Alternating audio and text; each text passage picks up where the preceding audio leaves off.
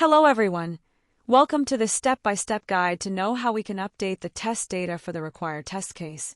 So step 1, you can log into the application using given username and password. Once you are successfully logged into the application, you can view this dashboard.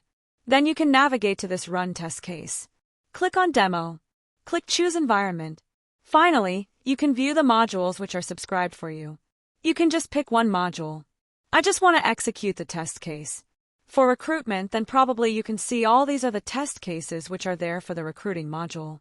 You can quickly download the test data. Once you have downloaded the test data, you can just open this test data file. Then you can view this whatever the test cases are there for the recruitment.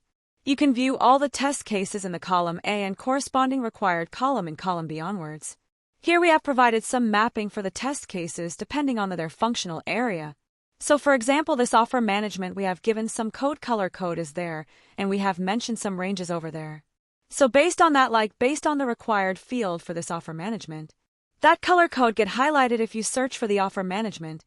So it is in blue color when you scroll to the right, whatever are the required field for this offer management test cases, those are highlighted in a blue. So when you are trying to execute the test cases for offer management, you will only fill the mandatory fields, means the highlighted one with the same color.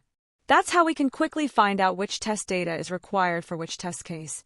I hope you understand this one.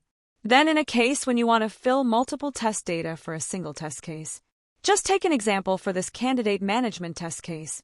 Test case like external candidate apply on requisition.